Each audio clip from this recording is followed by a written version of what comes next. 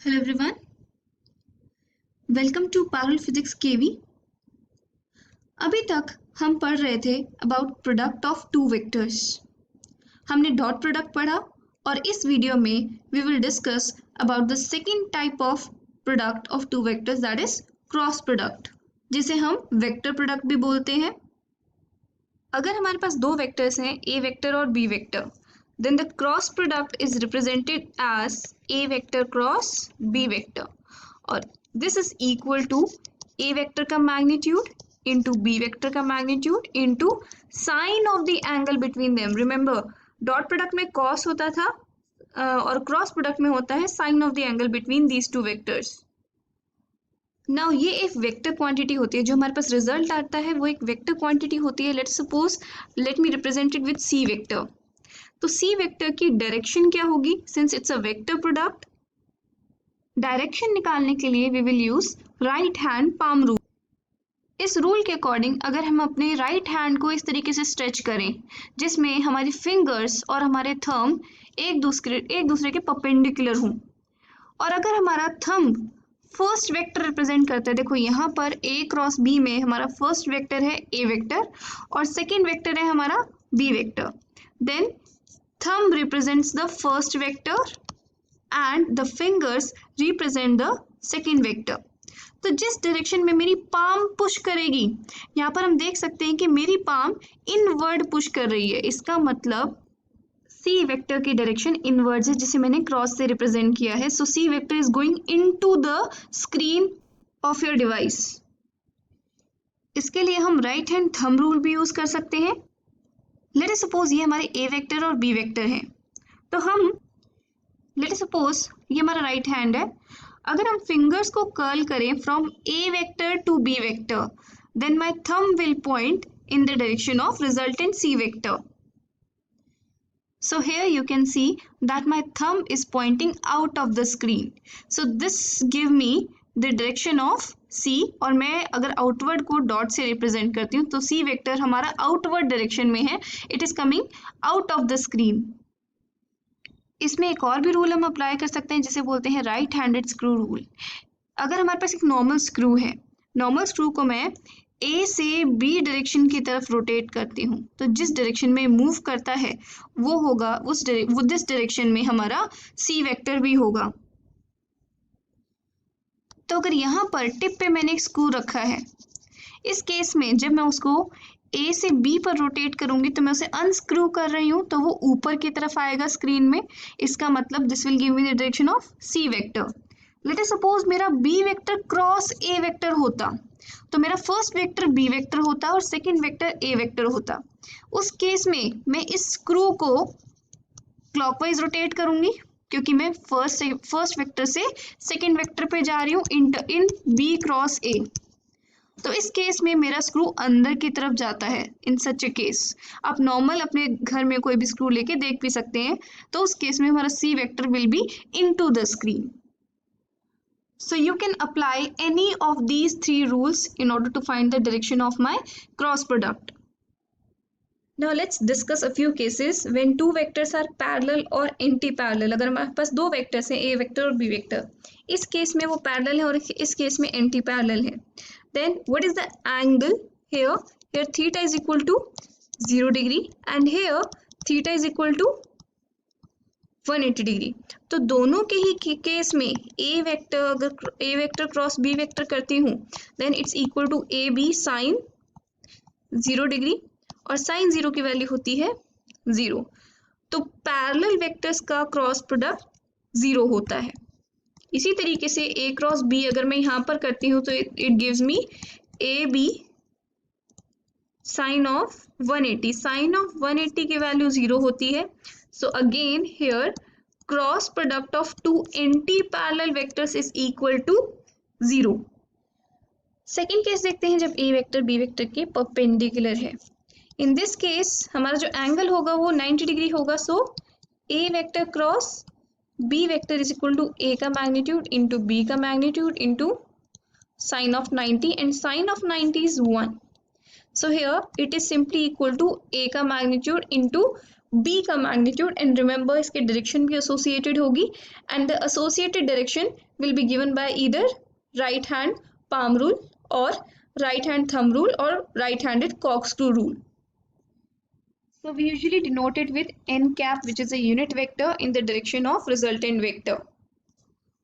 Now if we talk about unit vectors, अगर हमें i cap cross i cap calculate करना है, then we know इनका magnitude तो 1 होता है दोनों का, आई कैप का मैग्नीट्यूड इंटू आई कैप का magnitude into the sine of angle between them. अब दोनों सेम ही वेक्टर्स हैं तो इन दोनों के बीच में जो एंगल होगा वो क्या होगा, 0 degree. So here we get 0। Similarly अगर हम J cap cross J cap करते हैं, then again their magnitudes are 1 और ये दोनों पैरेलल वेक्टर्स होंगे, तो sine again 0 degree, it means cross product of two unit vectors is 0। इसी तरीके से के कैप क्रॉस के कैप की वैल्यू भी 0 होगी। लेकिन अगर हम I cap cross J cap निकालते हैं, इस केस में देखो मैग्नीट्यूड तो इन दोनों का 1 है, but sine of the angle between the two of them is 90 degree, so we will write sine 90 which is equal to, लेकिन यहाँ पर डायरेक्शन भी होगी N cap, so we can write it as N cap. अभी N cap की direction कौन सी है, अगर हम यहाँ पर राइट हैंड थंब रूल लगाएं जिसमें हम फिंगर्स को आई फर्स्ट वेक्टर से जे वेक्टर की तरफ कर्ल कर रहे हैं, दैट इज आई से जे की तरफ कर्ल कर रहे हैं, तो इसका मतलब हमारा थंब का पॉइंट कर रहा है के कैप की डायरेक्शन में। So here n cap is actually k cap which is the unit vector in z direction. Similarly j cap cross के कैप के लिए देखें तो जे कैप का मैग्नीट्यूड 1, के कैप का magnitude 1 and sine of again 90 degree, but the direction is n cap. Now if we curl our fingers from first vector to second vector, that is j cap to k cap, यहाँ पे मैं symbol हटा देती हूँ, then this is actually, remember मैं यहाँ पे right hand use करूँगी, then thumb is pointing in the direction of I cap, so it means here n cap is equal to I cap, so j cap cross k cap is I cap। इसी तरीके से you can find out that k cap cross i cap is j cap. तो इसका याद रखने का बहुत अच्छा तरीका है, इट्स लाइक अ क्लॉक। अगर हम क्लॉक पे जहाँ पर हमारा 12 आता है वहाँ पर हम आई कैप रख दें, जहाँ पर 4 आता है वहाँ पे जे कैप रख दें, और जहाँ पर 8 आता है वहाँ पे के कैप रख दें। देन अगर हम क्लॉकवाइज डायरेक्शन में मूव करते हैं, then I cap cross J cap give me K cap, J cap cross K cap will give me I cap, and K cap cross I cap will give me J cap। लेकिन हम एक और चीज भी देख सकते हैं, अगर हम I cap घड़ी की उल्टी डायरेक्शन में जाएं, I cap cross K cap निकालें, तो उस केस में हमारे पास J cap नहीं आएगा, उस केस में हमारे पास आएगा माइनस J cap। के कैप क्रॉस जे कैप निकालें तो उस केस में माइनस आई कैप आएगा। Similarly j cap cross i cap निकालेंगे तो माइनस के कैप आएगा। Here let me prove it that J cap cross i cap की वैल्यू कितनी आती है। देखो जे कैप क्रॉस आई कैप, जे का मैग्नीट्यूड इंटू आई का मैग्नीट्यूड इंटू साइन ऑफ 90। लेकिन यहाँ पर हम जब राइट हैंड थंब रूल लगाते हैं, यहाँ पर मैं जे कैप से आई कैप की तरफ फिंगर्स को फोल्ड कर रही हूँ, तो मेरा थंब कहाँ पॉइंट कर रहा है, स्क्रीन के अंदर। लेकिन ये जो के कैप की डायरेक्शन ये स्क्रीन के बाहर है, इसका मतलब मैं इसमें लिखूंगी इट्स इक्वल टू माइनस के कैप। यहाँ पर एन कैप जो होगा that will come out to be minus के कैप। अगर हमारी ये डायरेक्शन आई कैप होती है, देन इसके जस्ट एंटी पैरेलल ऑपोजिट वाली डायरेक्शन होती है minus I cap. So from this analysis we can say that cross product is anti-commutative। anti-commutative का मतलब है कि अगर A vector cross B vector है हमारे पास, तो इसको मैं B vector cross A vector नहीं लिख सकती हूँ। I can't write it as B vector cross A vector. इसके आगे मुझे नेगेटिव साइन लगाना पड़ेगा। तो यहाँ पर A vector cross B vector is not equal to B vector cross A vector, that's why is known as anti commutative. जब यहाँ पर नेगेटिव साइन आ गया इसलिए मैं इसमें बोलूंगी कि एंटी कम्यूटेटिव है। तो ये जो वेक्टर्स है हमारे पास A vector cross B vector और B vector cross A vector, दोनों का मैग्नीट्यूड सेम होगा, लेकिन इनकी डायरेक्शन एग्जैक्टली ऑपोजिट होगी।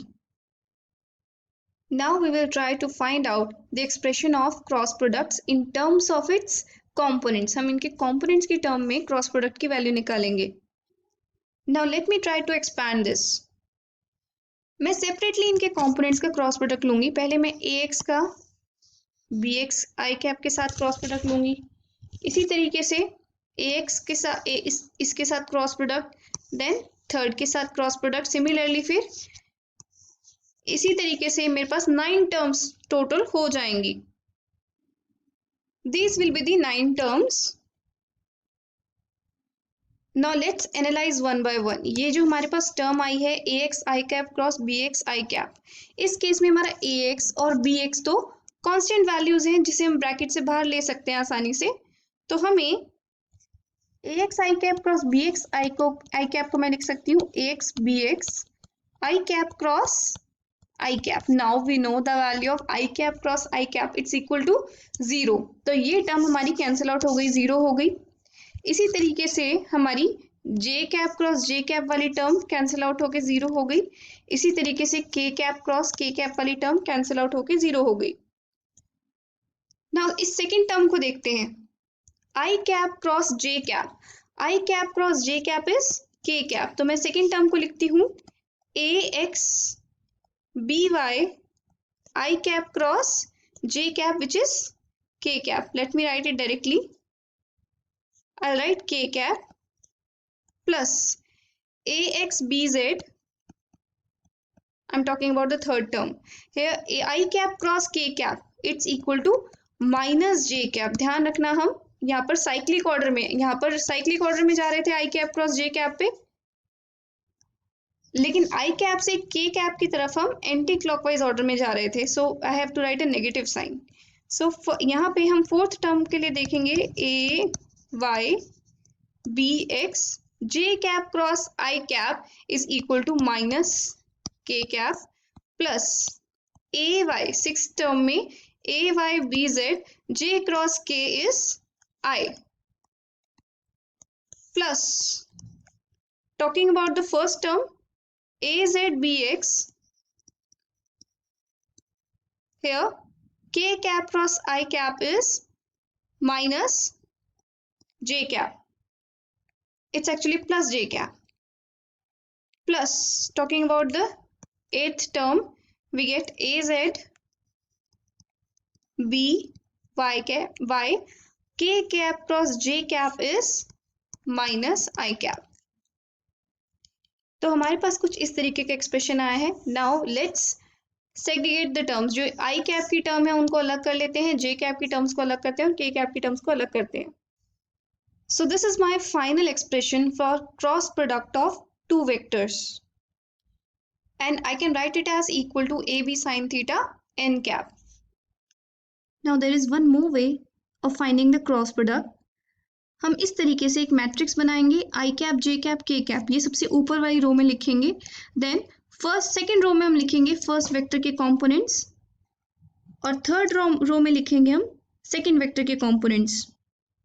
देन हम पहले आई कैप को देखेंगे और इसके करस्पॉन्डिंग जो मैट्रिक्स होगी उनको देखेंगे और बाकी के कंपोनेंट्स को हाइड कर लेंगे. Then will find the determinant of this matrix which is given by इन दोनों का मल्टीप्लीकेशन माइनस इन दोनों का multiplication. So I am going to write i cap into a y b z minus a Z b y. Then second step में हम जे के corresponding matrix देखेंगे ए जेड बी जेड और यहाँ पर हम ये वाले कॉम्पोनेंट्स लिख देंगे like this. So this is my second matrix और बाकी चीज़ों को हाइड करके again the same process, that is A Z B X minus A X B Z. And now will write our second term और इसी तरीके से हम के कैप के साथ करेंगे and again will write the difference of the products of diagonal elements and we get an expression which exactly matches with the previous one that we derived. This topic will be more clear to you when we'll do some numericals related to it. That's all for now. Have a good day.